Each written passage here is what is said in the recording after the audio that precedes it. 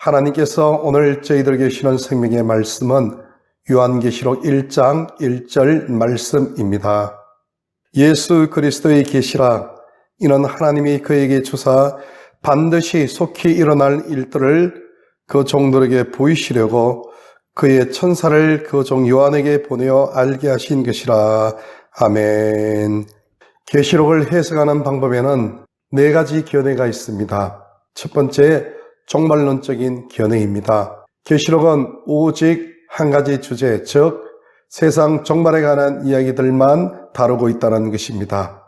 계시록 저자는 하나님의 영에 의하여 높이 끌려 올라가서 전체 인류 역사를 둘러싸고 있는 종말론적인 사건들을 내다볼 수 있도록 허락을 받았다는 것입니다. 미래적이고 환상적인 책으로서 세상 종말을 보여주는 마지막 사건들을 아슬아슬하게 상징적으로 보여주고 있다는 견해입니다. 두 번째는 전체 역사적인 견해입니다. 이 견해는 계시록이 세상 종말을 다루고 있다는 첫 번째 견해에 동의합니다. 그러나 첫 번째 견해와 다른 것은 세상 종말만을 다루는 것이 아니라 예수님 시대부터 재림 때까지 세계 역사 전체를 묘사하고 있다고 주장을 합니다. 간단히 말해서 계시록의 각 페이지에는 여러 시대들에 대한 비밀이 비장되어 있으며 예수님의 생애, 죽음, 부활, 성천까지의 내용이 담겨 있으며 이 지구의 마지막 날에 이르는 역사의 모든 사건들을 다 포괄하되 숨겨진 엄밀한 형식으로 묘사되어 있다는 것입니다. 이 견해에 의하면 계시록은 계산자처럼 지어지고 읽혀질 수 있다는 것입니다. 즉 세상의 종말이 언제 당도하는지 찾아낼 수 있다는 것입니다. 예수님의 초림부터 재림까지 전체 인류 역사의 페이지가 계시록에 숨겨져 있다는 것입니다. 우리가 해야 할 일은 지금 현재가 과연 계시록의 몇 페이지에 해당하는지를 찾아내는 것입니다. 계시록은 22장으로 구성되어 있습니다. 가령 예수님께서 갈릴리에서 제자들을 부르시고 사역을 시작하신 지가 AD 30년경입니다. 그리고 십자가에 달려 죽으시고 부활하시고 성천하신 연대가 AD 33년경입니다. 그때를 계시록 1장으로 잡습니다. 그러면 계시록 22장은 종말 때를 가리킵니다. 그러므로 우리는 지금 계시록 몇 장에 들어있는지를 파악하게 되면 예수님의 재림의 날을 정확하게 계산할 수 있다는 견해입니다.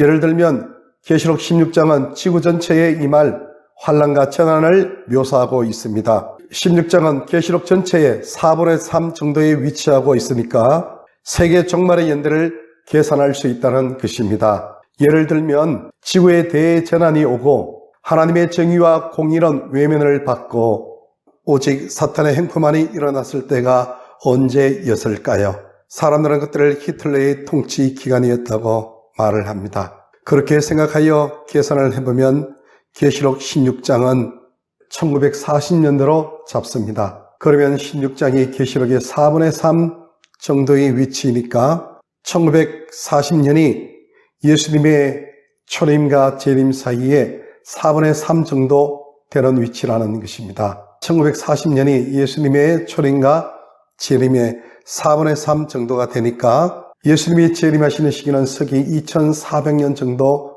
된다는 것입니다. 그것이 지금으로부터는 너무나 먼 후의 시간이 되니까 새로운 날짜를 찾습니다. 종교개혁 시대의 때를 생각합니다. 정의가 사라지고 흑암이 득세하고 교황들은 엄난과 사치를 일삼고 교회 안에 있는 세력가들은 개인적인 향락과 불법적인 치부를 사용했습니다. 그리고 기독교를 극심하게 핍박했던 시기였습니다. 그때가 1517년경이었으므로 이때를 계시록 16장으로 생각을 하면 세상 종말은 1987년경이 된다는 것입니다. 이런 식으로 계시록을 해석합니다. 세 번째, 초역사적 견해입니다. 세 번째 견해는 첫 번째, 두 번째 견해를 부정합니다. 계시록은 무시간적이라고 주장을 합니다. 계시록은 어느 특정한 연대에 관심을 두는 것이 아니라 오히려 일반적인 원리들을 취급하고 있다고 합니다. 어느 시대, 어느 순간에서나 하나님과 흑암의 세력 사이 같은 투쟁은 참된 일반적인 주제들과 영구적인 개념들에 대하여 논의한 것을 발견하게 된다는 견해입니다. 가령 사람들을 잔인하게 죽이고 정의와 공의가 외면을 당했던 그 시대는 히틀러 시대도 있고 종교개혁 때에도 있었고 영국 국민의 4분의 3이 죽었던 혹사병 시대도 있었고 기독교인들을 잔인하게 죽였던 로마 네로 황제의 시대 때도 있었고 세계 1, 2차 대전 때도 있었던 것입니다. 우리는 이러한 일련의 사건들을 통하여 무시간적으로 모든 시대가 안고 있는 투쟁들을 볼 수 있게 됩니다. 따라서 계시록의 사건들은 모든 시대와 장소에서 일어나는 보편적인 성도들의 투쟁의 역사라고 볼 수가 있습니다. 따라서 계시록의 모든 사건들은 모든 시대와 모든 장소에서 일어나는 보편적인 성도들의 선악의 투쟁의 역사로 보는 견해입니다. 네 번째는 그 시대적 견해입니다. 이 견해는 계시록을 처음 읽은 바로 그 시대의 그 사람들을 위해서 기록된 것이라는 견해입니다. 약 2000년 전 서부터키 반모섬 근처에 있는 즉 저자가 감금되어 있던 섬 가까이에 살고 있던 사람들을 목표로 하여 기록되었고 급박하고도 압도적인 문제들 때문에 곤란을 당하는 어떤 실제적인 사람들의 구체적인 시간과 장소를 향해서 주는 특별한 메시지라는 견해입니다. 에베소 성도들에게 준 바울의 결론들이 오늘날 우리에게 동일한 결론을 주듯이 계시록은 지금도 우리의 역사와 삶의 현장의 진행형이라는 견해입니다. 우리는 이렇게 네 가지 견해를 살펴보았습니다. 두 번째 견해를 제외하면 첫 번째, 세 번째, 네 번째 견해는 합리적인 타당성이 있다는 것입니다. 첫 번째 견해에는 종말론적인 견해가 있습니다. 예수님의 재림을 우리는 기다립니다. 이것이 곧 종말론적인 견해입니다. 이 세상에 불합리하고 불공정하고 불공평한 일들을 우리는 바라보면서 하나님이 최후의 세상을 심판하신다는 그 사실을 우리 모두는 하나님의 심판대 앞에 반드시 선다는 것입니다. 이 사실을 알게 되면 우리는 희망이 있고 우리는 참된 소망을 간직할 수가 있다는 것입니다. 우리가 사도신경을 고백할 때에도 저리로서 산자와 죽은 자를 심판하러 오시리라 하면서 종말론적인 사상을 우리는 고백합니다. 우리는 반드시 하나님의 영원한 생명상에 쌓여서 영원한 생명을 누리는 믿음의 축복된 사람으로 서게 된다는 그 사실은 종말론적인 사상을 내포하고 있다는 것입니다. 그리고 세 번째 견해인 모든 시대, 모든 장소에 적용되어지는 무시간적인 진리들을 볼 수 있다는 견해도 정당한 해석법입니다. 예수님께서 제자들에게 하신 말씀이 그들에게만 하신 것이 아니고 모든 시간, 모든 장소에 살았던 모든 인간들에게 하시는 말씀이라는 그 사실을 우리가 알고 있듯이 계시록 전체 내용이 모든 사람, 모든 시대, 모든 장소, 모든 교회에 다 적용되어진다는 무시간적인 원리들을 내포하고 있다는 그런 견해입니다. 그러나 두 번째 견해는 우리는 배격을 해야 합니다. 우리가 단서들을 찾으면 세상의 종말의 연들을 발견할 수 있다는 그러한 견해는 성경을 모독하는 견해입니다. 예수님께서도 마가복음 13장 32절에 그날과 그 시간은 아무도 모르고 하늘의 천사들도 아들도 모르고 아버지만 아시느니라 그렇게 말씀하셨습니다. 그런데 불행하게도 오늘날에는 이 두 번째 견해가 널리 유행을 했고 유행을 하고 있습니다. 계시록을 우주의 달력으로 생각하고 있다는 것입니다. 이와 정인의 창설자인 러셀은 세상 종말이 언제 오는지에 대하여 예언을 하였습니다. 그러나 보기 좋게 빗나가 버렸습니다. 사람들은 성경을 잘 모르니까 이렇게 사람들을 현혹하는 그 말에 쉽게 쏘가 넘어가서 세상에 종말이 왔으니 직장도 필요 없고 돈도 필요 없고 남편도 아내도 자식도 부모도 필요 없고 오직 자신의 구원에만 관심을 갖습니다.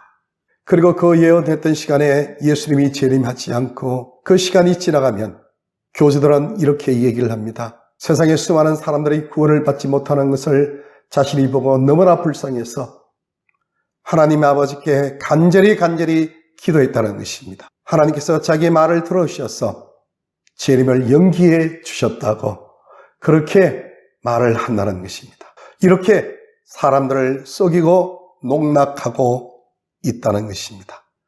성경을 모르는 불쌍한 사람들은 또 그 말을 그대로 곧대로 믿고 인생을 망치고 있다는 것입니다.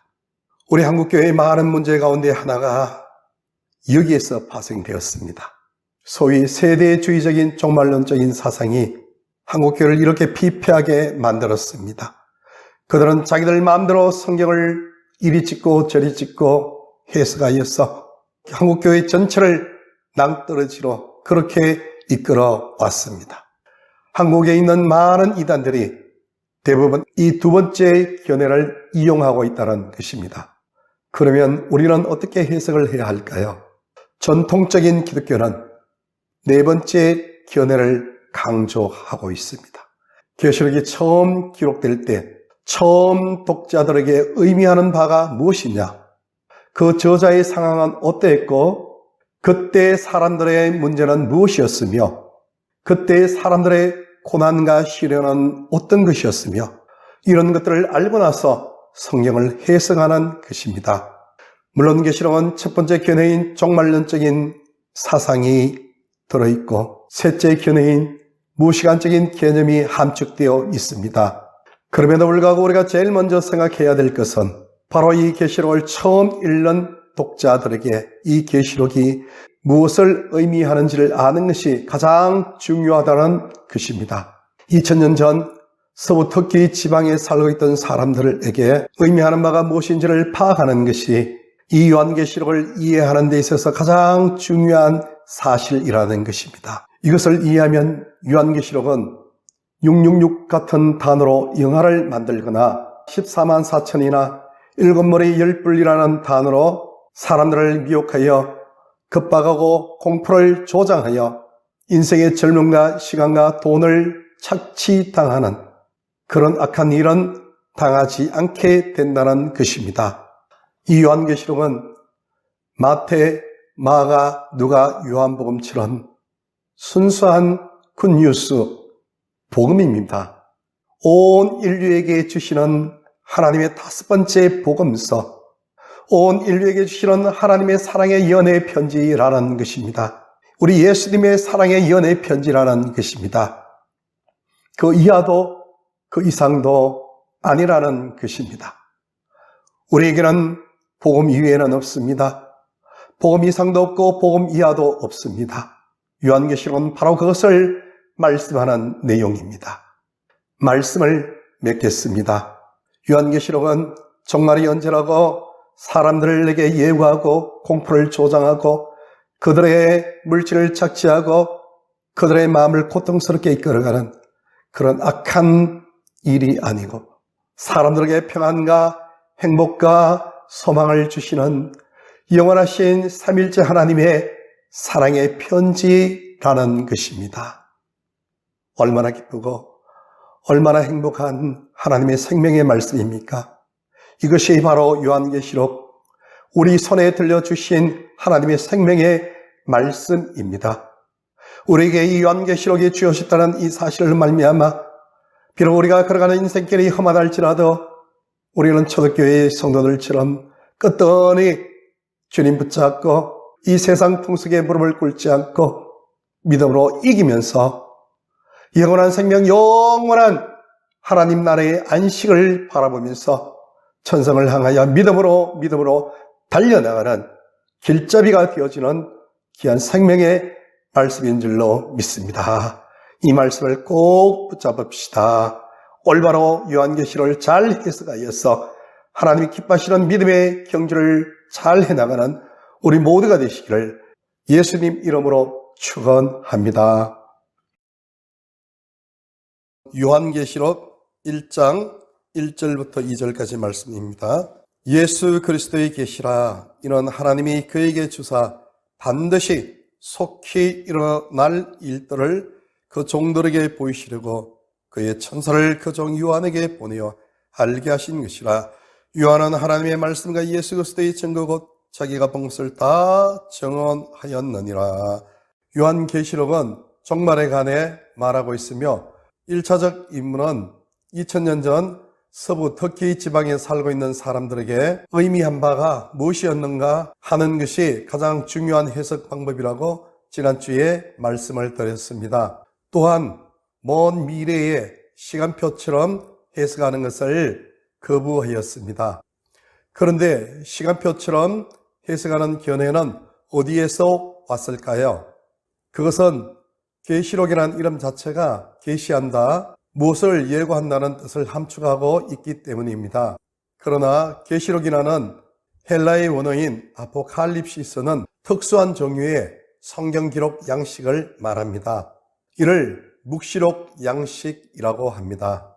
이 양식은 유대 역사의 어느 특정한 시기에 나타났던 일정한 성격과 구체적인 목적과 고유한 특징들을 가지고 있는 성경 기록 양식입니다. 우리가 진정으로 요한계시록을 이해하기를 원한다면 요한계시록이 단독적으로 있었던 것은 아니라는 사실을 아는 것입니다. 모세의 성천, 에녹의 비유, 주빌리서 등 묵시록 양식의 책들을 볼 수 있습니다. 요한계시록도 이러한 묵시록 양식의 특색을 다 가지고 있습니다. 그리고 이 묵시록 양식을 산출한 시대를 묵시시대라고 합니다. 요한계시록을 이해하기 위해서는 묵시시대를 이해하는 것이 필수적입니다. 예수님께서 태어나시기 전 350년경에 약간 18세의 한 젊은 투사가 덥수룩한 수염을 기른 채 마게도니아의 산골에서 그의 군대를 이끌고 헬레스폰트 해협을 건너서 아시아로 들어갔습니다. 주전 333년 이수스 전쟁에서 페르시아 함대를 격파하고 아시아의 대군을 섬멸하였습니다. 그의 이름은 그 유명한 알렉산더 대제였습니다. 알렉산더 대왕은 원래 군인이 아니었습니다. 그런 일종의 전도자였습니다. 인간의 위대함을 전하는 전도자였습니다. 인간은 세계를 변화시키고 자신의 운명을 좌우하고 자신의 미래를 빛낼 수 있는 고등한 존재로 보았고, 이 엄청난 인간관을 만민과 함께 나누고자 하는 욕망에 사무쳐 있었습니다. 인간이 거대한 존재라고 믿었고 그것을 세계에 널리 전파하고자 하는 것이 그의 꿈이었습니다. 알렉산더 대왕의 꿈은 그 유명한 헬라의 대철학자인 아리스토텔레스에게서 전수를 받은 것입니다. 이런 이야기가 전해 내려옵니다. 그리스 철학의 대부였던 세 사람은 소크라테스, 플라톤, 아리스토텔레스였습니다. 숙고하지 않는 삶은 살 가치가 없다라고 하면서 성찰하고 사색하는 삶을 소크라테스는 인류에게 제안을 합니다. 소크라테스의 위대성은 이전에는 우주의 생성과 근원에 대하여서 논하였던 담론에서 철학의 주제를 인간의 삶으로 가지고 왔다는 데 있습니다. 서성 소크라테스의 억울한 죽음을 목격한 플라톤은 철인 정치를 주장하며 감각기관 너머 세계인 이데아 사상을 강조했습니다. 탄테에게 지식인들의 스승이라고 로마 정치가 키케로에게는 그의 글은 황금이 흐르는 강물이라고 극찬을 받았던 플라톤의 제자인 아리스토텔레스는 인간의 최고의 선은 행복이고 그 행복은 이성의 기능이 가장 잘 발휘하는 간접적 삶을 사는 것이라고 얘기했습니다. 이처럼 역사의 위대한 대철학자인 플라톤을 스승으로 모셨던 아리스토텔레스는 알렉산더 대왕의 가정교사였습니다. 알렉산더가 어렸을 때 하루는 그의 스승 아리스토텔레스와 함께 그리스에 있는 한적한 동굴에서 앉아 공부를 하고 있었습니다. 알렉산더는 열심히 공부를 하고 있었고 그의 스승은 사색에 잠겨 행복을 느끼고 있었습니다. 조그만 불 위에 놓여있는 주전자에는 물이 끓고 있었습니다. 아리스토텔레스는 주전자에서 나오는 수증기가 위로 올라가 동굴의 차가운 천정벽에 부딪히자 물방울로 변하는 것을 보았습니다. 그때 스승은 제자에게 찾았다, 그것을 발견했다, 알렉산더 라고 크게 외쳤습니다. 바로 비가 오는 이치를 알아내었다는 것입니다. 뜨거운 태양 열기에 물이 증발하고 그 수증기가 올라가서 대기의 찬 곳에 닿으면 비가 내린다는 원리를 알아내었다는 것입니다. 우리는 비가 내리는 원리를 발견했으므로 이제 사막에도 꽃을 피울 수도 있고 환경을 변화시켜 세상을 바꿀 수 있고 자신의 운명도 개척할 수 있다고 했습니다. 이것이 바로 서성 아리스토텔레스가 그의 제자 알렉산더에게 주입시킨 정신이었습니다. 인간은 하나의 거대한 존재이고 자신의 운명을 개척하면서 하늘 높이 바벨탑을 쌓을 수 있는 그런 존재라는 것입니다. 인간은 위대한 존재라는 영웅적 개념이 알렉산더를 지배하였고 알렉산더를 통하여 그리스 세계를 지배하게 되었습니다. 바로 창세기 11장의 바벨탑이자 인간 숭배 사상입니다. 알렉산더는 이 꿈을 가지고 계속해서 세계를 정복해 나갔습니다. 가는 곳마다 과학자들을 대동하였고 알렉산드리아에는 세계에서 가장 큰 도서관을 만들었습니다. 인간 숭배에 대한 그의 환상은 30세에 그의 죽음으로 막을 내렸지만 그의 꿈들은 그의 뒤를 이은 장군들에 의하여 계속해서 전수되었습니다. 그 장군들이 왕들이 되었습니다. 그 후손들 중 안티오쿠스라는 왕가 있어 중동을 다스리게 되었습니다. 주전 170년경 안티오쿠스 4세가 왕이 되자 그는 자신을 안티오쿠스 에피파네스라고 칭했습니다.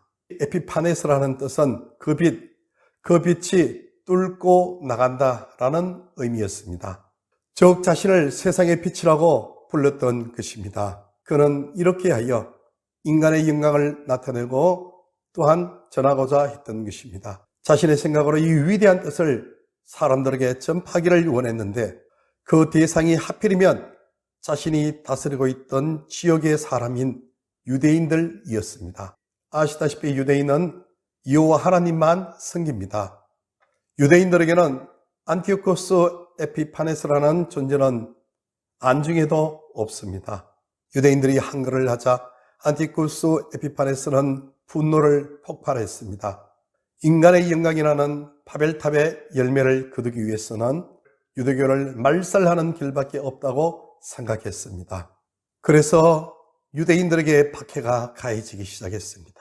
이 박해는 애굽에서의 풀무불이나 아수르와 바벨론과 페르시아의 정복을 당한 후 받았던 박해와는 비교도 되지 않는 박해였습니다. 하는 돼지떼를 몰아서 성전에 집어넣고 그것들을 그곳에서 죽이고 더러운 피를 가지고 제단과 성소에 마구 뿌려대었습니다.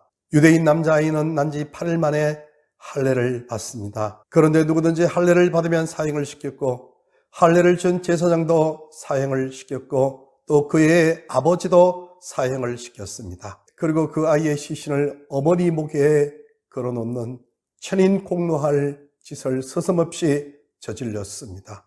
이러한 재난의 속에서 유대인의 분파가 생겼습니다.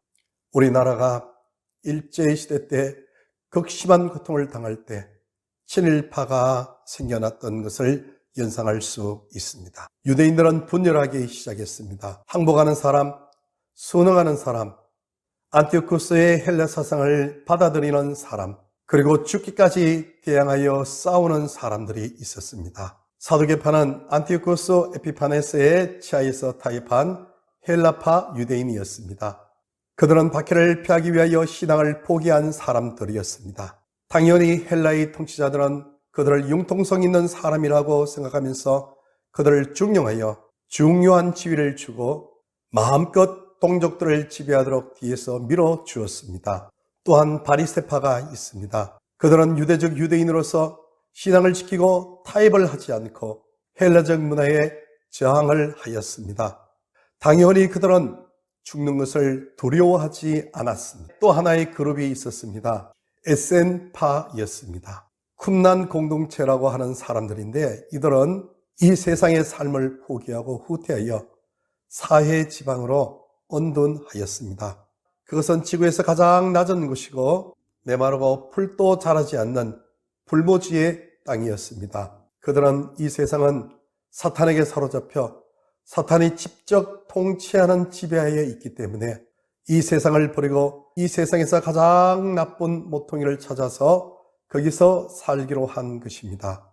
이 세상의 쾌락은 악마적이며 악마에 의하여 좌우되는 것이므로 결혼도 담념했습니다.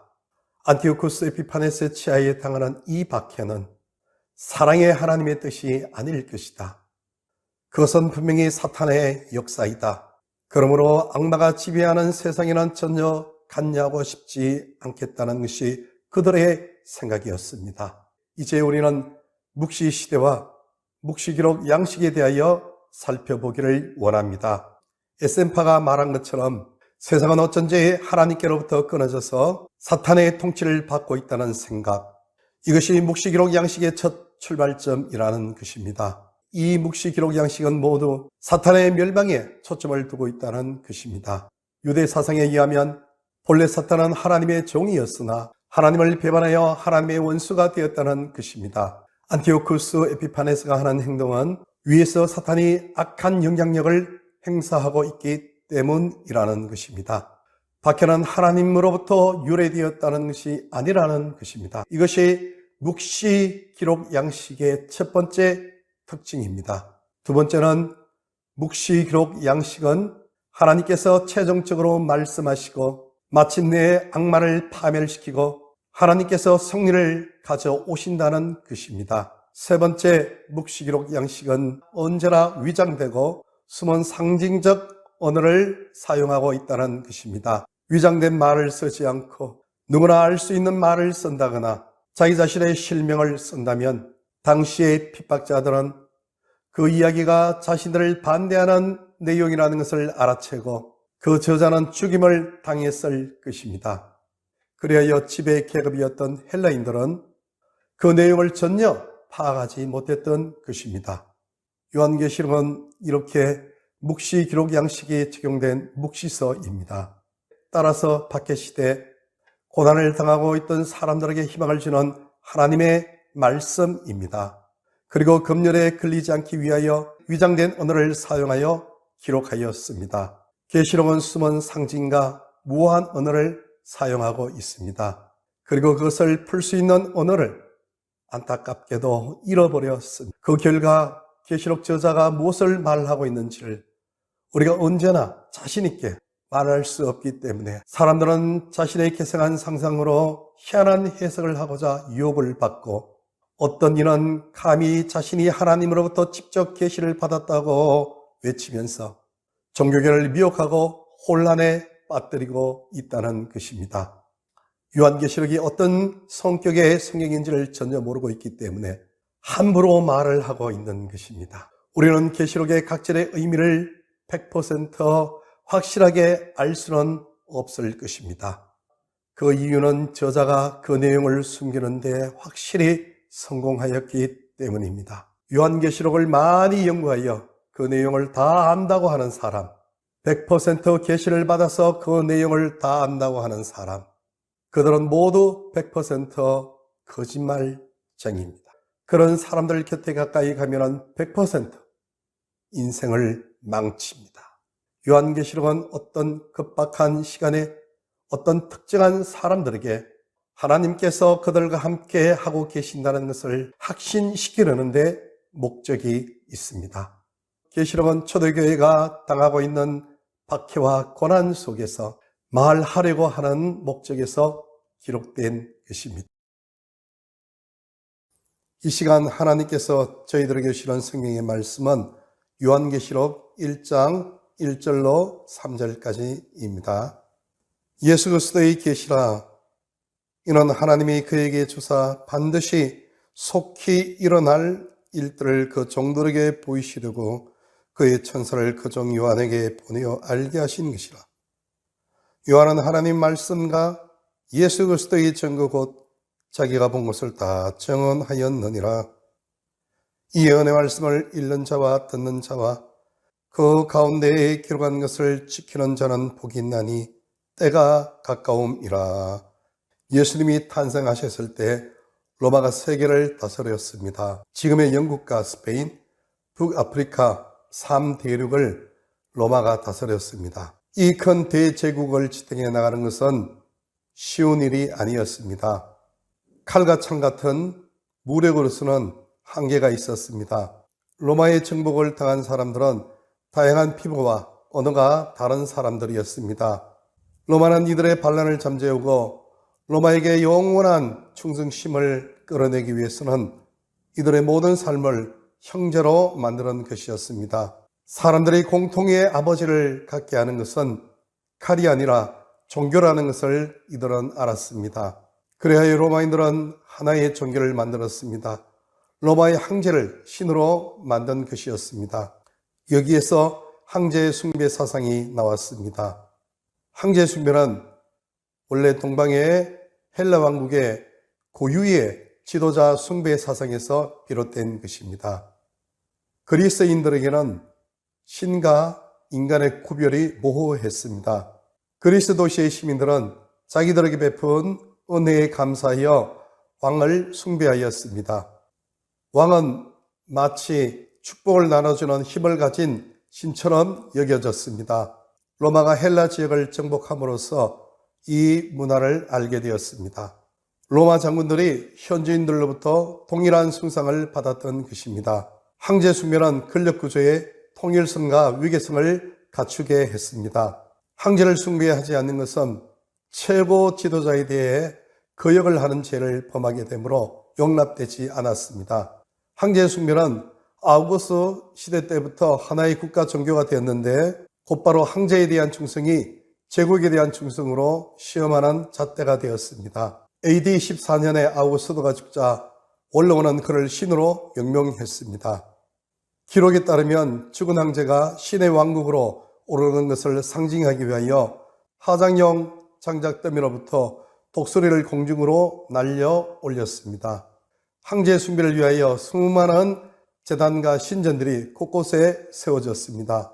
개별 도시들마다 작은 사당이 여러 개 있었고 각 주의 주의회는 큰 신전을 건축해 관리했습니다. 황제가 인정하는 신전을 갖는 것은 그 도시와 그 주의 명예가 되었습니다.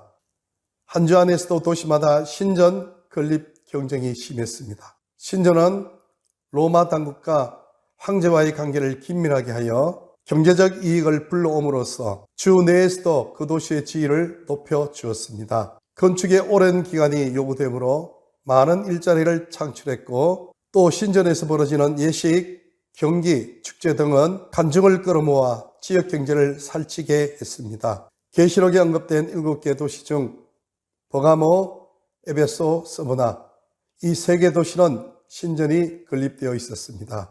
기독교가 유대교 울타리 안에 있던 초기에는 로마 당국자들도 기독교에 대하여 별 관심을 갖지 않았습니다.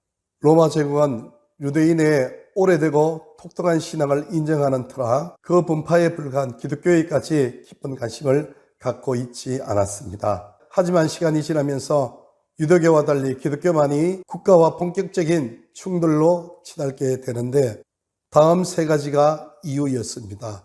첫째, 기독교인의 갑작스러운 증가로 존재감이 부각되었습니다. 기독교는 이방인 세계로 급격히 퍼져나가면서 국적불명의 실흥 종교라는 꼬리를 붙이게 되었습니다.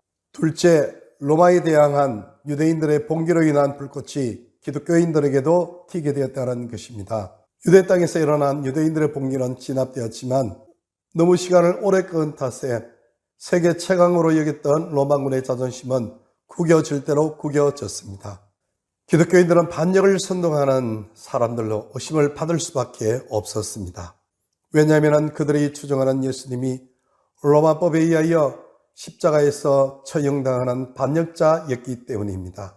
셋째, 유대교에서 독립된 독자적인 기독교가 로마인들에게는 부도덕하고 경건하지 못한 사교 집단으로 비춰진 것입니다. 신자들이 서로를 형제 자매로 부르는 그러한 초대교회의 간섭은 로마인들에게는 기독교인들이 성적으로 문란하다는 인상을 심기에 충분하였던 것입니다. 예배 후 평안의 키스를 나누는 것은 상황을 더욱더 악화시켰습니다. 게다가 예수의 피와 몸을 먹고 마신다는 표현은 문자 그대로 해석되어 기독교인들의 식인의 풍습이 있다고 와전되었습니다. 황제 숭배를 노골적으로 요청한 임금은 가리굴라 네로 도미티안 황제였습니다. 기독교를 박해한 그 유명한 네로 황제가 죽고 난 후 2년 동안 4명의 황제가 바뀔 정도로 치열한 왕위 쟁탈전이 있었습니다. 마지막으로 왕권을 장악한 사람이 베스파시안 황제였습니다. 베스파시안 황제는 자기 왕제를 굳게 세우고 각 주에 황제에 대한 충성을 얻기 위하여 황제 숭배를 강요하였습니다. 비록 그의 아들 티스는 오래 왕위에 있었지 못하였지만 차남인 도미티안은 15년 동안 왕자에 있었습니다.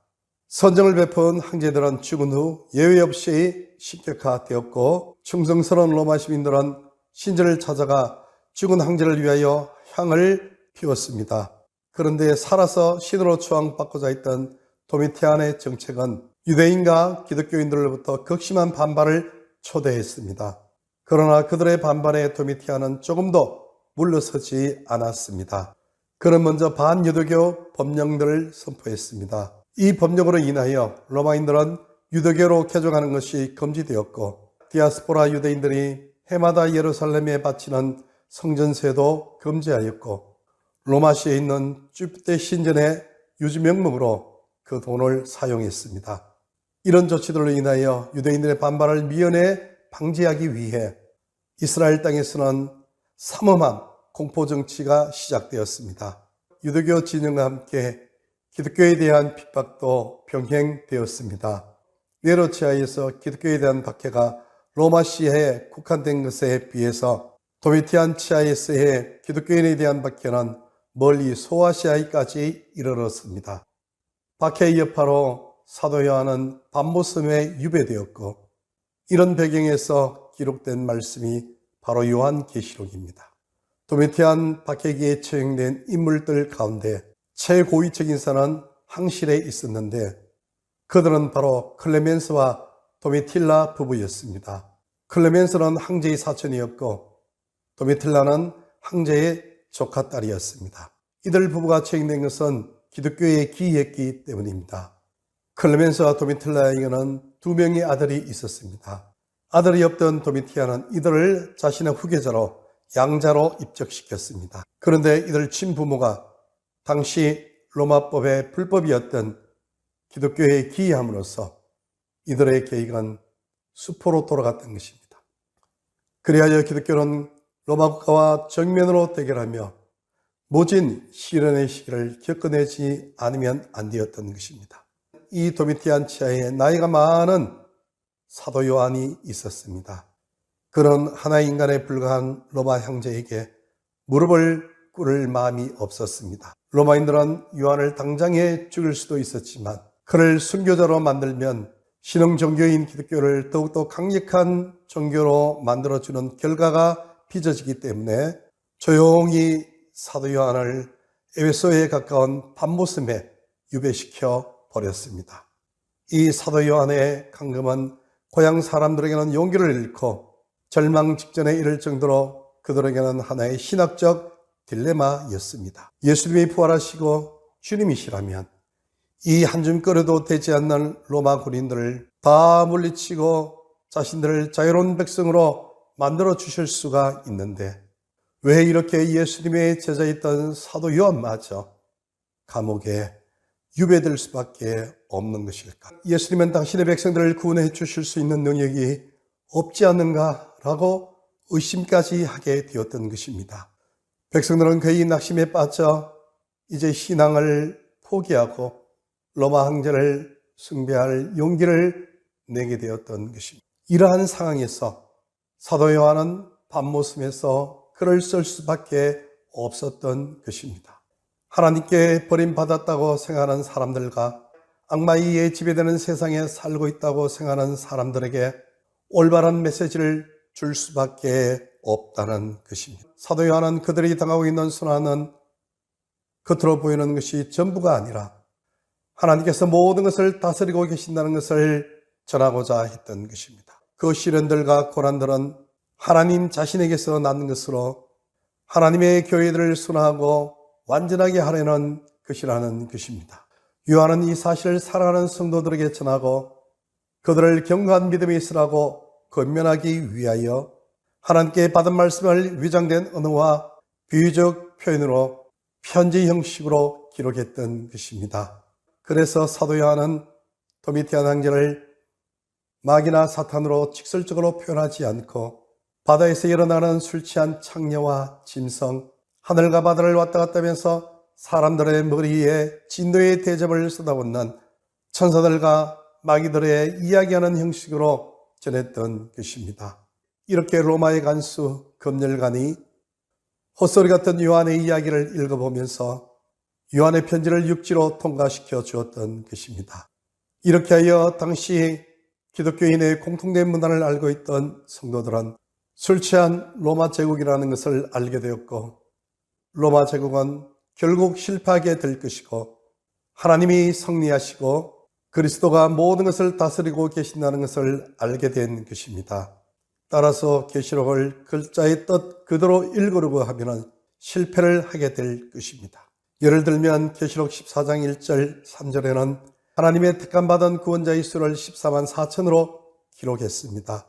고대 이스라엘의 12지파와 신약의 교회 개체로 택하신 12제자를 곱하면 144가 나옵니다. 여기에서 유대인들은 크고 끝없는 수를 10으로 곱하는 것으로 표현을 합니다. 베드로가 예수님의 묻기를 형제를 몇 번 용서해 줘야 합니까? 7번입니까?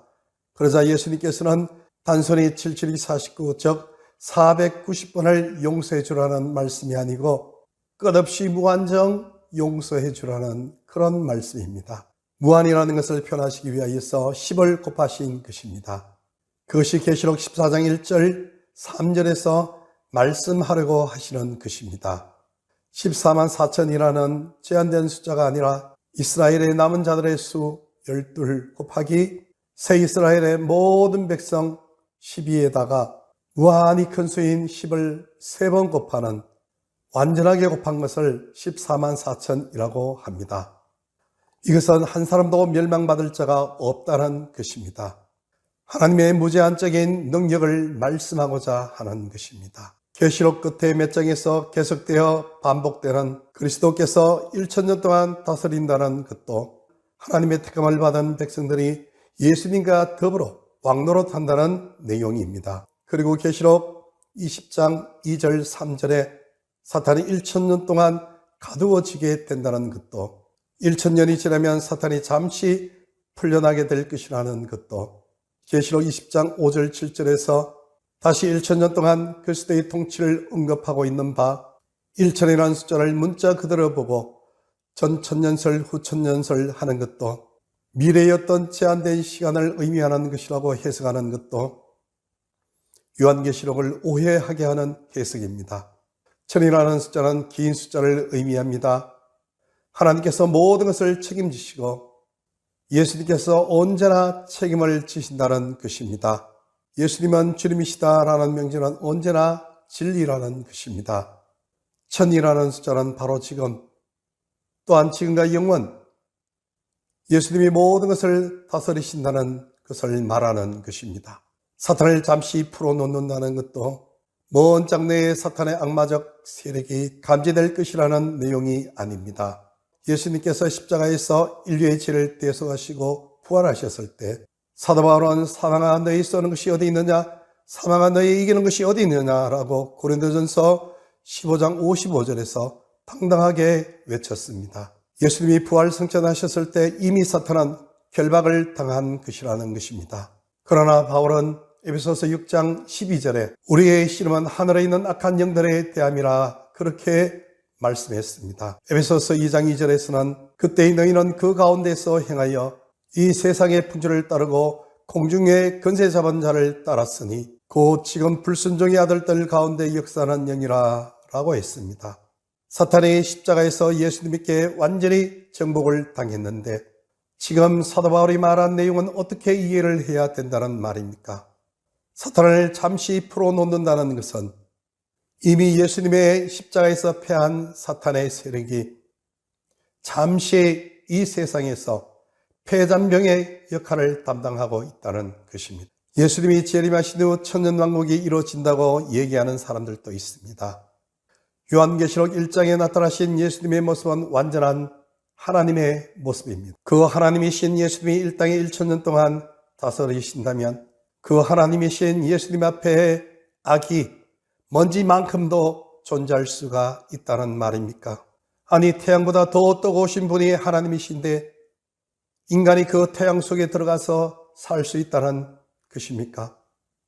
그것이 어찌 정상적인 생각이라고 말씀할 수가 있습니까? 부활하신 예수님을 우리 인간처럼 나약한 존재로 생각하는 사람들의 생각입니다. 부활하신 예수님은 권능의 예수님이십니다. 창조의 예수님이십니다. 능력의 예수님이십니다.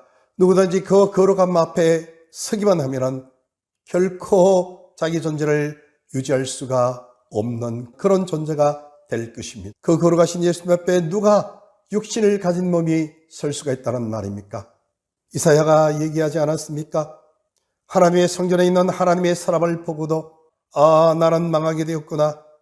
육신을 가진 사람으로서 거룩하신 하나님을 배웠으며 하면서 겁을 먹었던 것이었습니다. 베드로전서 2장 9절에는 우리는 왕같은 제사장이라고 말씀했습니다.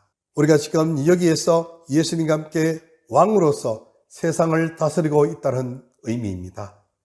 그것도 예수님이 재림하시는 날까지 1000년 동안 예수님과 함께 왕으로서 다스리고 있다는 말씀입니다. 요한복음 5장 24절에 우리는 영생을 얻었고 심판에 이르지 아니하나니 사망에서 생명으로 옮겼느니라 말씀하셨습니다. 이미 우리는 영생을 얻었다고 했습니다. 이미 우리는 영생을 살고 있다는 것입니다. 예수님과 함께 영생을 살고 있다는 것입니다. 예수님과 함께 왕으로 이미 이 세상을 다스리고 있다는 말씀입니다. 기독교인으로서의 왕의 직분은 세상에 있는 군왕들처럼 군림하고 때로는 착취하고 다스리는 그런 왕이 아닙니다. 예수님처럼 이 땅에서 세상 사람들을 위해서 자기 자신을 내어주고 죽어주는 것이 바로 이 땅에서 예수님과 함께 다스리는 왕의 삶입니다. 하늘의 왕은 세상에서 죽는 것입니다. 남을 위하여 손해보고 희생하고 당하고 져주고 양보하고 남에게 유익을 주는 생활, 그것이 곧 왕의 삶입니다. 남을 유익하게 해주는 삶, 그것이 예수님께서 말씀하신 왕으로서의 삶이라는 것입니다. 어느 이단들처럼 자신들은 세상의 몇 개의 나라를 다스리게 될 것이니 이제 그 14만 4천 속에 들어가기 위해서 자신들끼리 경쟁하고 싸우는 그러한 열심은 모두 가짜입니다. 그들에게 평강이 있습니까? 그것이 왕입니까? 그것이 하늘나라의 왕입니까? 자기가 이 땅에서 많은 것을 다 차지하려고 욕심을 부리는 것이 어디에 하늘나라의 왕입니까? 정신을 차려야 합니다. 사탄의 계계에서 벗어나야 합니다. 지금이 바로 그 때라는 것입니다. 도미티안의 강포가 있는 지금이 사탄의 강포가 나타나 있다는 것입니다. 우리가 살아가는 지금 현실에서 나타나는 부정과 불의와 부패가 사탄의 강포가 있는 시기라는 것입니다. 그러니 절망하지 말라, 실망하지 말라, 신앙을 버리지 말라. 선택된 하나님의 백성들에게는 하나님이 계시다는 것을 알라는 것입니다. 우리는 오늘 이 말씀을 통하여서 초대교회 성도들의 처해 있는 환경을 알게 되었습니다. 왜 사도 요한이 하나님께로부터 받은 이 말씀을 기록하여서 그의 형제들에게 전할 수밖에 없었던가에 대해서 우리는 알게 되었습니다. 이렇게 계시록이 기록된 배경을 알아야만 계시록에 기록되어 있는 여러 많은 상징적인 언어들과 비유적 표현들을 잘 이해할 수가 있게 됩니다. 그것을 모르고 성경을 공상으로 해석을 하면은 결국은 수많은 사람들의 영혼을 파멸로 이끌고 자기 자신도 파멸의 구렁텅이에서 벗어날 수 없다는 그 사실을 우리는 익히 알게 됩니다. 이제 이 말씀들을 잘 이해하시고 요한계시록을 올바르게 잘 이해해 나가시는 우리 모두가 되시기를 예수님 이름으로 축원합니다. 이 시간 하나님께서 저희들에게 주시는 생명의 말씀은 요한계시록 1장 1절 말씀과 22장 21절 말씀입니다. 예수 그리스도의 계시라. 이는 하나님이 그에게 주사 반드시 속히 일어날 일들을 그 종들에게 보이시려고 그의 천사를 그 종 요한에게 보내어 알게 하신 것이라. 주 예수의 은혜가 모든 자들에게 있을지어다.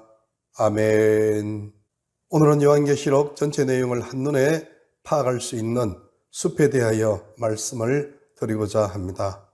요한계시록은 전체 22장으로 구성되어 있습니다. 주장하는 바에 따라 조금씩 다를 수 있지만 1장에서 3장까지는 서론이고 4장부터 20장까지는 본론이고 21장부터 22장은 결론부로 그렇게 나눌 수가 있습니다.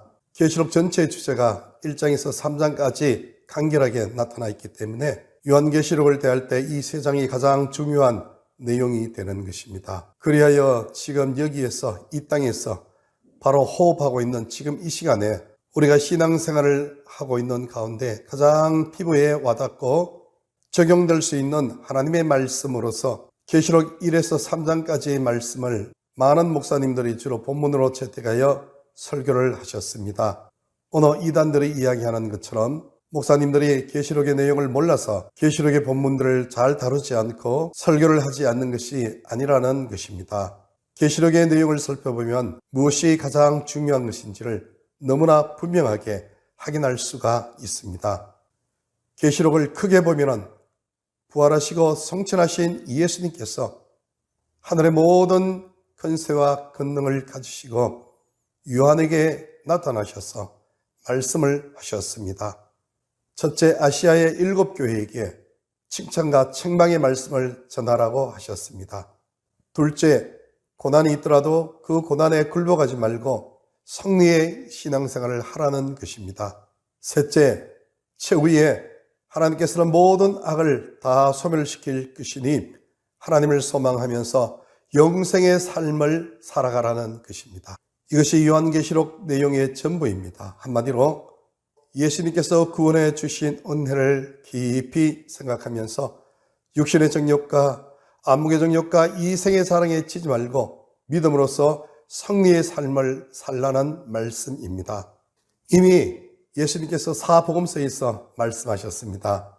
나를 믿는 너희는 이미 영생을 얻었으므로 천국 가는 길인 좁은 문으로 들어가서 이웃을 사랑하는 삶을 예수님의 손과 발이 되어서 살다가 천국으로 오라고 그렇게 말씀을 하셨습니다.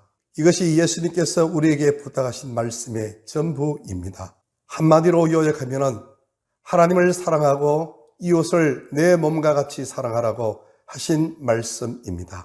이 예수님의 말씀을 듣고 순종하여 살아가면 우리의 신앙생활은 최소한 90점은 된다는 말씀입니다. 그런데 이것이 믿겨지지 않으니, 즉 예수님을 믿지 않으니 자기가 진짜 구원받았는지를 확신하지 못하니까 걱정이 되어서 예수님이 언제 오시는지, 오시면 자신은 구원을 받을 수 있는지에 대해서 의심을 한다는 것입니다. 아니, 자신이 해야 될 숙제를 다 했다면 예수님이 언제 오시든지 그것이 무슨 상관이라는 말입니까? 아니, 자신이 해야 될 숙제를 다 했다면 주인이 언제 오시든지 그것이 무슨 상관이 있다는 말입니까?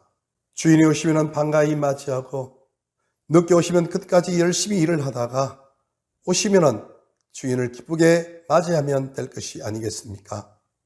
자신들이 해야 할 숙제를 하지 못하였으니 괜히 마음이 불편하고 불안해하는 것이 아니겠습니까? 그래서 주인이 언제 오시는지에 대해서 관심을 가지는 것이 아니겠습니까? 그들은 모두 엉터리 같은 신앙생활을 하는 것입니다. 내일 지구가 멸망한다 할지라도 나는 오늘 한 그루의 사과나무를 심겠다고 하는 말이 있지 않습니까? 신앙생활은 바로 그런 마음으로 살아가는 것입니다. 주님이 언제 오시든지 오시면 맞이하면 됩니다. 전천년설이니 후천년설이니 세대주의적 전천년설이니 왜 그렇게 관심이 많습니까? 또한 휴거에 왜 그렇게 많은 관심을 쏟고 있습니까? 언제든지 주님이 우리 각개인을 부르시면 우리는 이 세상의 일이 아무리 많더라도, 아무리 바쁜 일이 있더라도 우리는 이 세상을 떠나서 주님 앞으로 갑니다. 이것이 바로 개인적으로는 휴거되어 주님 품에 안기는 것이 아니겠습니까? 계시록 이 3장에는 7교회가 등장합니다. 이 7이라는 숫자는 이스라엘의 문화적 배경으로 보면 완전을 의미합니다. 계시록 기록 당시에 소아시아에는 7교회보다 더 많은 교회들이 있었습니다. 그런데 이 일곱 교회만 언급한 것은 이 일곱 교회가 세상의 모든 교회를 대표한다는 상징성을 가지고 있기 때문입니다. 다시 말씀드리면 계시록 기록 당시의 교회들뿐만 아니라 예수님이 재림하시는 날까지 이 세상에 존재하는 모든 장소, 모든 시간, 모든 것을 다 포함하여 존재하는 교회, 바로 그 교회를 대표로 상징하는 것이라는 것입니다. 즉, 이 세상에 존재한 모든 성도님들을 상징한다는 것입니다. 따라서 내가 바로 교회 첫 머리 글자만 말한다면 에스버드 사벨라 이 일곱 교회가 바로 나라는 것입니다. 내가 바로 그 일곱 개의 교회가 가지고 있는 모든 특성을 다 가질 수 있는 가능성을 가진 존재라는 것입니다.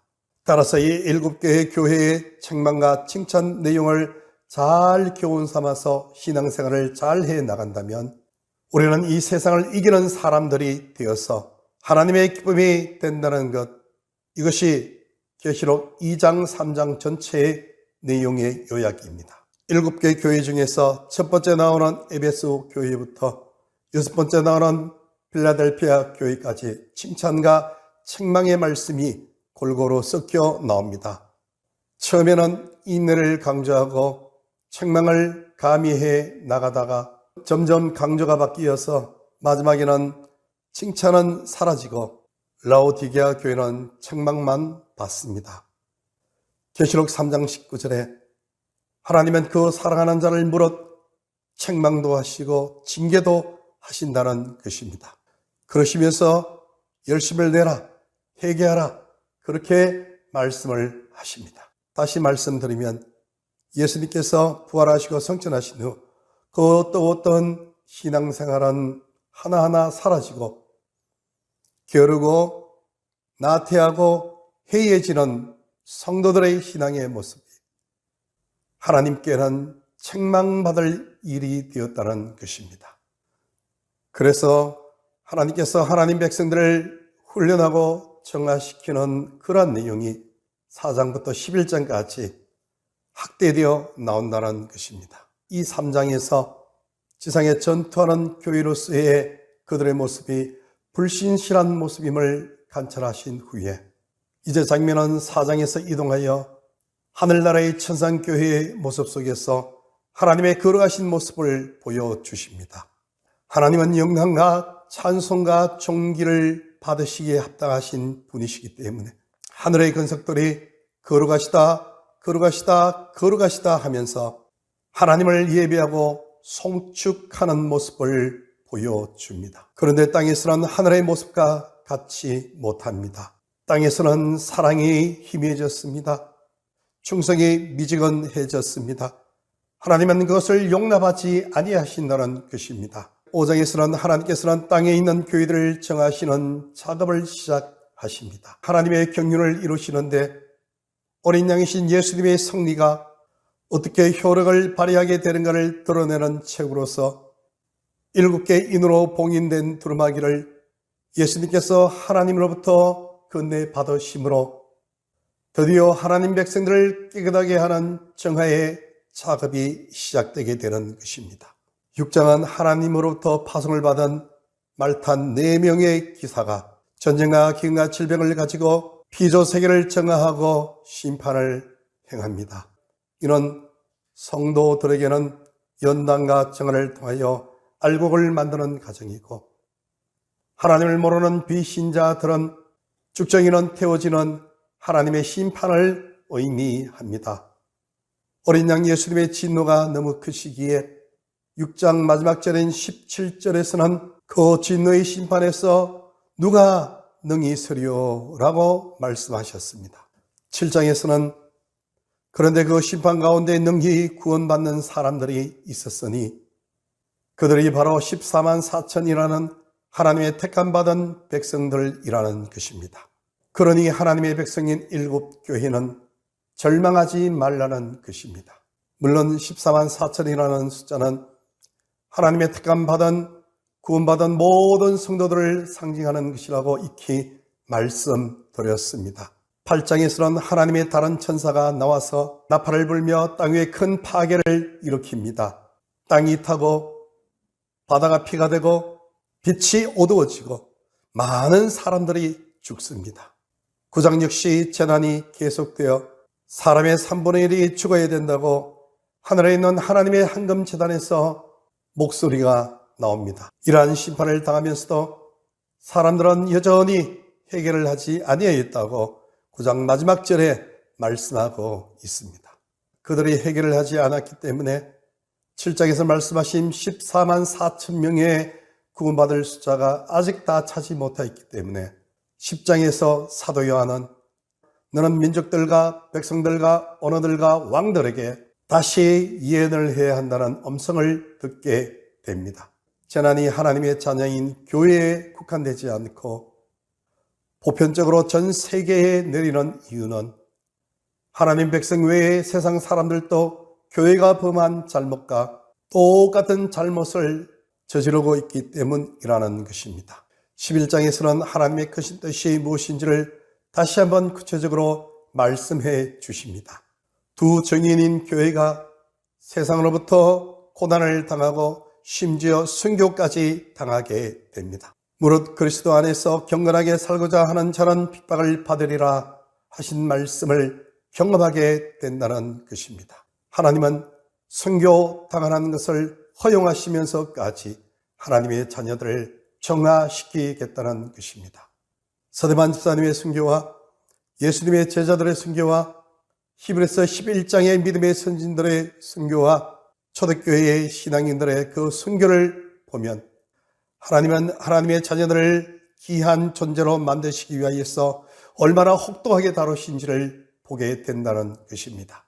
하나님 나라에서 영원히 하나님과 함께 살아야 될 하나님의 자녀이기에 그 자녀를 순도가 100%인 정금으로 빚어내시기 위하여서 하나님은 순교와 같은 도미티안의 서슬시프한 박해를 허락하신다는 것입니다. 12장은 11장 끝에 나오는 말씀과 연결됩니다.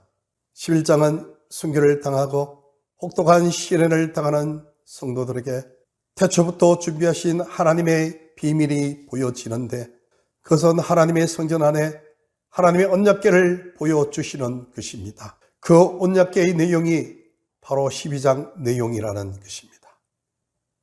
그 언약궤 안에는 세 가지 물체가 있습니다.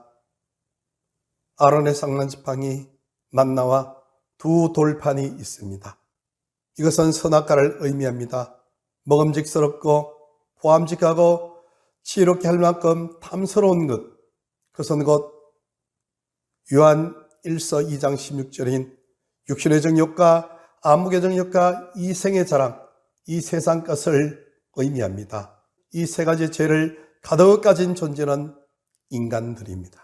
이 죄 많은 인간들의 죄를 다 지시고 십자가에 달려 죽으심으로 말미암아 인간들의 모든 죄를 다 용서해 주신 그 십자가의 복음이 바로 언약궤를 나타내는 것입니다. 따라서 12장의 내용은 예수님의 십자가의 구원의 복음을 말하는 것입니다. 여자와 용이 나오는데 그것은 창세기 3장 15절에 여자의 후손인 예수님이 사탄의 머리를 밟아서 그의 근세를 다 깨트린 것과 뱀은 여자의 후손의 발꿈치를 물어서 예수님이 십자가에서 죽으셨다는 것을 보여주는 내용입니다. 이제 13장부터 19장까지 말씀을 보기를 원합니다. 13장에서 19장까지 내용은 4장에서 11장까지 내용과 기본적으로 동일한 사상을 가지고 있습니다. 즉 성도들이 지금 당하는 이 고통은 하나님의 뜻으로 말미암았다는 것입니다. 왜냐하면 마지막 22장까지의 내용이 그 박해의 목적이 무엇인지를 분명히 말씀하고 있기 때문입니다. 즉 교회는 정화되고 깨끗해져서 하나님과 교제를 완전히 가질 수 있게 되었으니 새하늘과 새 땅에서 하나님과 영원히 함께 산다는 것입니다. 13장에서는 바다에서 올라오는 짐승과 땅에서 올라오는 짐승이 하나님의 백성들을 괴롭히는데 바다에서 올라오는 짐승은 멀리 물 건너에 있는 로마를 상징하는 것이고 그 중에 도미티안을 가리킵니다. 그리고 땅에서 올라오는 짐승들은 로마 황제의 숭배를 부추기고 강요하는 당시의 로마의 관리들을 상징하는 것입니다. 이러한 핍박 속에서 계시록 13장 10절에는 성도들의 인내와 믿음이 요청된다는 것입니다. 14장 12절에서도 다시 한번 인내를 권하는 말씀이 되풀이됩니다. 그리고 지금 당하고 있는 고난의 출처가 분명히 하나님께로부터 재난이 왔다고 계시록 14장 19절에서 말씀하고 있는 것입니다. 15장 16장에서는 그 재난을 일으키시는 분이 분명히 하나님이시라는 것이 기본 사상으로 나타납니다. 그렇게 전 우주가 동의하듯이 하나님의 심판을 받은 피조물들이 계시록 16장 9절에서는 여전히 하나님을 비방하며 회개하지 아니하고 하나님께 영광을 돌리지 않았다라고 했습니다. 17장 18장에서는 로마를 상징하는 바벨론이 멸망을 당하게 됩니다. 그들은 자신의 힘과 군력으로 성도들을 핍박하고 죽이기까지 하였지만 결국 그들은 하나님에 의하여서 하나님의 백성들을 정하는 도구와 세상 사람들을 심판하는 도구로 사용되어졌을 뿐이라는 것입니다. 원수가 하나님의 심판의 도구요, 하나님의 백성들을 훈련시키는 훈련 교관이라는 것입니다. 원수가 하나님의 심판의 도구요, 하나님 백성들을 훈련시키는 훈련 교관이라는 것이 너무나 충격적이어서 계시록 17장 7절에는 이것을 비밀이라고 말씀을 하셨던 것입니다. 이것을 깨닫는 데는 큰 지혜가 필요하다는 것입니다. 19장에서는 하늘나라의 천군이 등장합니다. 다시 한번 지금의 고난과 박해의 상황 속에서 하나님의 백성들을 정화시키고 점검으로 나오게 하시고 모든 악의 세력들을 심판하신다는 위로의 말씀이 나옵니다. 그리고 20장에서는 모든 악의 뿌리인 사탄을 불못에 집어넣으시고 심판을 마무리하신다는 것입니다. 그리고 요한복음 2장의 가나의 혼인잔치처럼 예수님의 십자가 보혈의 공로로 구원받아서 하나님의 자녀가 된 사람들이 하나님의 나라에 들어가는 것을 보여주는 내용으로서 창세기에서 잃어버렸던 에덴 동산보다도 더 완전한 하나님 나라에서 영원한 생명을 누리는 것으로 대단원의 막을 내리는 것입니다. 이것이 요한계시록 전체의 내용이자 성경 66권 전체의 내용의 요약입니다. 요약하면 사복음서와 같이 예수님께서 십자가의 죽으심으로 말미암아 우리의 모든 죄를 용서하시고 우리에게 영원한 구원을 주셨다는 그 사실을 믿고 현실의 삶이 아무리 고달프고 힘들고 어렵다 할지라도 그 환경에 굴복하지 말고 신앙을 포기하지 말고 순교의 정신으로 하나님을 믿고 의지하며 세상을 이기는 자로 살아가라는 복음의 말씀인 것입니다. 이 내용 이상도 아니고 이하도 아닙니다. 이 요한계시록을 가지고 거짓을 지어내고 사람들을 파멸 구렁텅이로 이끄는 많은 사람들은 지금이라도 늦지 않았으니까 회개하고 참된 길로 돌아서기를 바랍니다.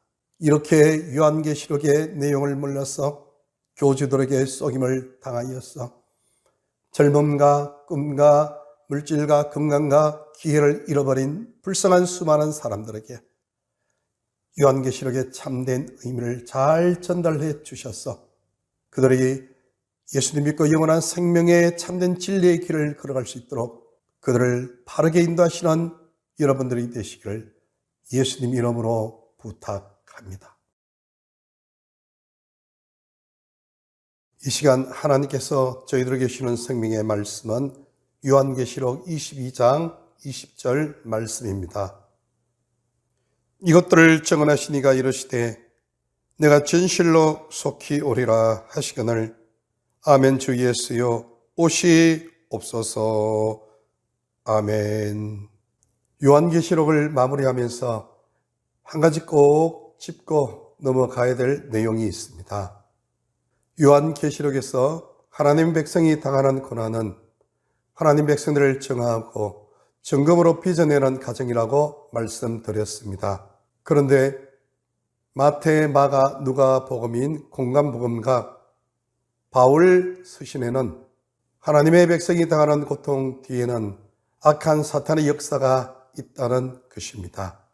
공관복음에서는 예수님이 병자를 고치실 때 귀신들을 많이 쫓아내신 일을 기록하고 있고, 바울 서신에는 지금은 공중권세를 잡은 사탄의 세력들이 이 세상을 괴롭히고 있다고 기록하고 있다는 것입니다. 성도들의 고난은 하나님께로부터 왔다. 이것과 성도들의 고난은 사탄의 세력들로부터 왔다. 이 둘 중에 어느 것이 진실이겠습니까? 이것을 이해하는 것은 요한계시록을 이해하는 데 있어서 굉장히 중요한 단서를 제공합니다. 서양 문명은 고대 헬라 사상과 고대 히브리 사상 위에 기초를 두고 있습니다. 히브리어는 동사 위에 기초를 하고 있고 헬라어는 명사 위에 기초를 하고 있습니다. 히브리어는 동사적으로 생각을 하면서 하나님께서 무엇을 하시는가 라고 묻습니다. 그래야 창세기 1장 1절에 대초에 하나님께서 천지를 창조하셨다 라고 말씀을 합니다. 이에 반해 헬라인들은 명사적으로 생각을 하면서 하나님은 무엇과 같은가 라고 물으면서 행위보다 본질에 집중합니다. 그래야 히브리 사상은 종교로 발전하고 헬라 사상은 과학으로 발전을 합니다. 물론 이 둘은 서로 상호 보충적인 역할을 합니다. 명사 위에 세워진 헬라 사상은 논리 사상으로 발전을 하고 동사 위에 세워진 히브리 사상은 영리적 사상으로 발전을 합니다. 명사에는 불변성이 있습니다. 예를 들면 물은 젖어 있고 언제나 흐릅니다. 결코 변하지 않는 성질을 가지고 있습니다. 이것이 논리 사상의 기초입니다. 사물들은 언제나 논리성이 있고 일관성이 있습니다. 이것이 헬라의 사상입니다. 히브리인들은 동사적으로 생각하기 때문에 영리적으로 생각을 합니다. 영리적 사고에는 두 개의 상반되는 것들이 병존할 수 있다는 것입니다. 명제 A가 참이면 그 반대인 명제 B는 거짓이다 라는 명제가 성립하지 않는다는 것입니다.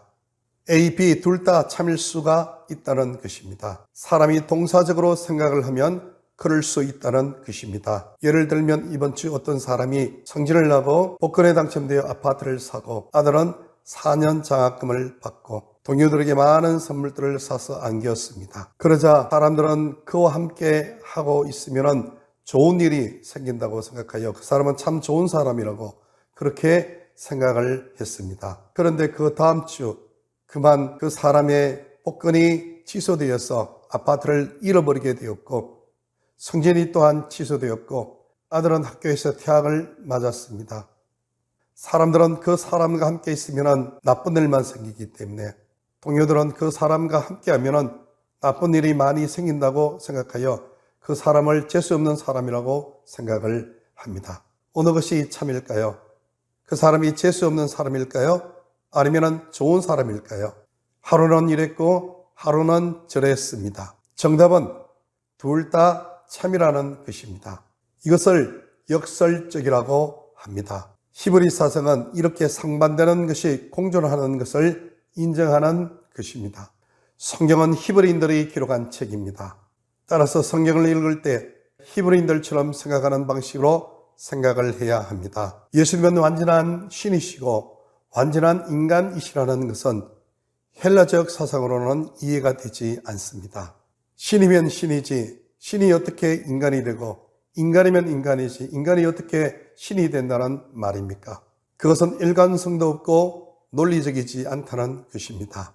그래서 예수님을 구세주로 믿는 것이 어려운 사람들 중에는 헬라적 교육을 받은 사람들이 많다는 것입니다. 그러나 히브리인들은 예수님이 풍랑을 잔잔케 하시고 물위를 그르시고 죽은 나사로를 살리신 모습을 통하여 그는 신이다 이렇게 인정을 합니다.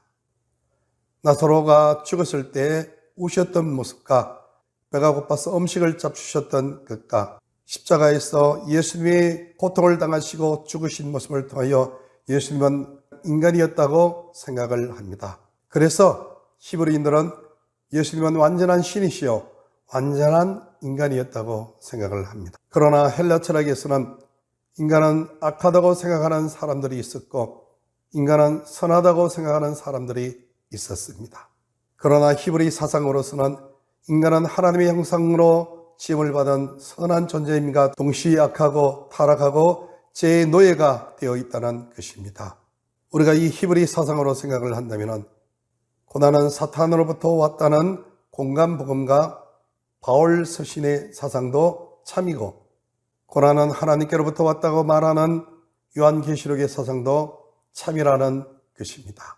공간복음과 바울 서신은 사탄은 반역을 하였고 지금도 공중의 권세를 잡고 있다는 것을 강조하고 있습니다. 바울은 에베소서 6장 11절에서 12절 사이에서 사탄은 지금 이 시대에 공중 권세를 잡은 자라고 말하고 있습니다. 만사의 고통과 고난을 일으키는 존재는 사탄의 역사라고 말합니다.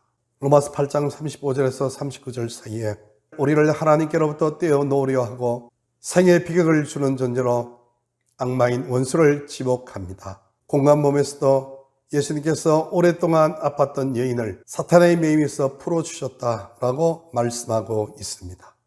이렇게 지금의 이 암흑의 세상을 통치하는 마귀가 고통을 일으키는데 최후에 하나님께서 개입하셔서 사탄을 멸하고 새하늘과 새 땅을 창조해 주신다는 생각이 묵시 사상입니다. 그런데 사도 요한은 다른 견해를 가지고 있습니다. 지금 세상에는 독립적으로 사탄이 이 세상을 다스리는 것이 아니고 고난의 원인도 마귀의 역사가 아니라 하나님이시라는 것입니다. 요한복음 5장 14절에는 고난이 하나님으로부터 온 것으로 여겨지며 치유를 받은 사람은 더 어려운 일이 생기지 않게 다시는 죄를 범치 말라는 경고를 받습니다. 요한복음과 요한계시록에는 귀신을 쫓아내는 사건이 나타나지 않습니다. 여기에는 이 세상이 사탄에게 지배를 받고 있다는 마귀론이 나타나지 않습니다. 하나님과 원수로 활약하는 사탄의 독립적인 활동 내용이 없습니다. 요한은 미래에 나타날 하나님의 손길을 찾지 않습니다. 요한은 현재의 하나님의 손길을 봅니다. 요한복음 5장 24절에 내 말을 듣고 나 보내신 이를 믿는 자는 영생을 얻었고 심판에 이르지 아니하나니 사망에서 생명으로 옮겼느니라 그렇게 말씀하고 있습니다. 이미 지금 이 시간 이 자리에서 영생을 얻었다는 것입니다. 요한복음 3장 18절에서도 아들을 믿는 사람은 심판을 받지 않는다. 그러나 아들을 믿지 않는 사람은 이미 심판을 받았다라고 말씀하고 있다는 것입니다. 그러면 우리는 어떻게 생각을 해야 할까요? 둘 다 맞다는 것입니다. 이것이 히브리 사상입니다. 성경은 히브리 사상으로 기록되었다는 것입니다. 본디오 빌라도가 예수님을 핍박했습니다. 그리고 십자가에 못 박혀 죽게 했습니다. 그는 자신의 임무로 죄 없으신 예수님을 처형했지만 그로 인해 예수님이 십자가에서 죽으시고 온 인류의 죄를 대속해 주신 것입니다. 예수님의 십자가의 사역의 완성을 위하여 빌라도는 사탄의 하수인 역할을 하면서 하나님의 구원의 사역에 사용되어졌다는 것입니다. 가룟 유다도 사탄의 하수인의 역할을 통하여서 예수님을 넘겨주었지만 그로 말미암아 예수님은 십자가의 구원의 사역을 완성하셨다는 것입니다. 예레미야도 자기 동족인 유다 백성들이 적국인 바벨론에 항복하여서 하나님의 징계를 순순히 받으라고 메시지를 선포했던 것입니다. 하나님이 신명기 4장 25절에서 28절에 내가 그 땅에서 아들을 낳고 손자를 얻으며 오래 살 때에 만일 스스로 부패하여 무슨 형상의 우상이든지 조각하여 내 하나님 여호와 앞에 악을 행함으로 그의 노를 일으키면 내가 오늘 천지를 불러 증거를 삼노니 너희가 요단을 건너가서 얻는 땅에서 속히 망할 것이라. 너희가 거기서 너희의 날이 길지 못하고 전멸될 것이니라.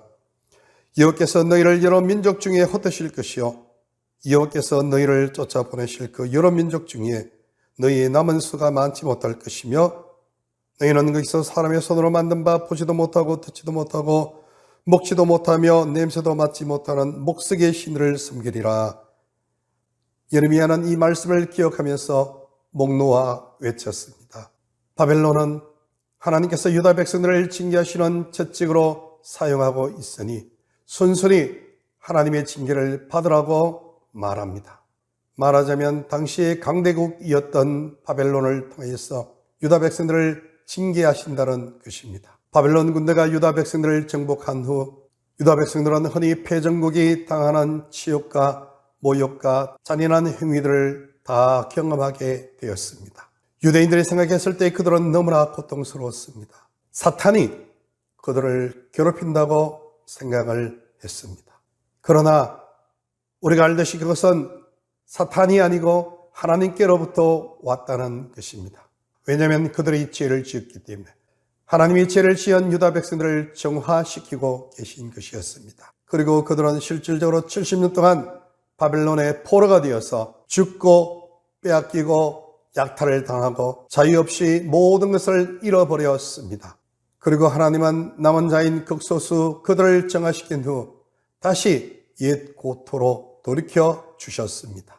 하나님은 바벨론이라는 나라를 하나님의 훈련 교관으로 사용하셨던 것입니다. 바벨론 입장에서는 그들은 하나님의 심부름을 한다는 생각은 하지 못하고 그들의 힘으로 말미암아 유다 백성들을 정복하고 그들을 힘들게 하며 그들을 통하여 스스로 영광을 취했다고 생각을 한 것입니다. 그러나 하나님의 뜻하신 바 그 목적이 완성된 후 죄악으로 점철된 그 도구로 사용되어졌던 바벨론도 최후의 사탄이 지옥불에 들어가듯이 하나님에 의하여 멸망을 받게 된 것이었습니다. 양들은 서로 붙어 있으면 온과 같은 피부병이 생긴다고 합니다. 그리하여 그 양들을 떼어놓으려고 염소를 그 가운데 집어넣습니다. 양의 입장에서는 그 염소가 사탄과 같이 느껴질 것입니다. 그러나 염소의 역할이 있었기에 양들은 피부병에 걸리지 않게 되었다는 것입니다. 마찬가지로 하나님은 이 세상에서 하나님의 백성들을 사랑하십니다. 계시록 3장 19절에 나는 사랑하는 자일수록 책망도 하고 징계도 한다고 말씀하십니다. 이것은 계시록을 해석하는데 열쇠일 뿐만 아니라 삶과 고난을 향한 전체 태도를 묘사해 주고 있는 것이기도 합니다. 욥기에서 사탄은 하나님의 종으로 등장합니다. 모든 것은 하나님의 허락하에 이루어진다는 것입니다. 악한 존재가 자신들은 하나님을 대적한다고 열심히 일을 하고 있지만 그들은 모두 하나님의 크신 뜻 안에서 움직일 뿐이라는 것입니다. 적국에 패한 왕은 그 건설을 완전히 박탈당합니다. 그러나 그 왕의 잔류 세력인 패잔병들이 산으로 들로 집으로 숨어 들었습니다. 그 패잔병들은 여전히 칼과 총을 가지고 있습니다. 그 패잔병들에게 잡히면 죽음을 당하게 된다는 것입니다. 마찬가지로 예수님이 십자가에 달리셔서 죽으심으로 말미암아 사탄의 근세를 완전히 다 멸절시켰습니다. 그러나 아직 사탄의 잔존 세력들이 남아서 공중의 근세를 잡고 활동을 하고 있습니다. 그들의 인간 세상을 괴롭게 하고 있습니다. 예수님을 알아본 귀신들이 아직 때가 되지 않았으니 자신들을 무저갱으로 보내지 말아달라고 예수님께 간청을 했습니다. 자신들이 최후에는 지옥불 속에 들어가야 되는 존재라는 것을 알고 있다는 것입니다. 예수님께서 전도를 마치고 돌아와서 자랑하는 제자들에게 사탄이 번개같이 하늘에서 떨어지는 것을 보았다고 말씀을 하셨습니다. 사탄이 자신의 일을 열심히 한 것 같지만은 결국 그는 하나님의 계획 안에서 자신도 모르게 하나님의 도구로 사용되어질 뿐이라는 사실을 우리는 알고 있어야 된다는 것입니다. 말씀을 믿겠습니다. 하나님께서 모든 우주의 역사를 통치하고 계십니다. 사탄이 자신의 역할을 감당하는 것도 하나님의 허용 범위 안에서 하는 것 뿐이라는 것입니다. 죄 없는 사람이 당하는 고난과 고통은 하나님께서 그 사람을 통하여 하시고자 하시는 일을 위하여 연단하고 계신다는 것입니다. 그 사람은 그 훈련을 잘 통과하고 나면 하나님이 쓰시는 그 귀한 자리에서 귀하게 쓰임받는 사람으로 서게 된다는 것입니다.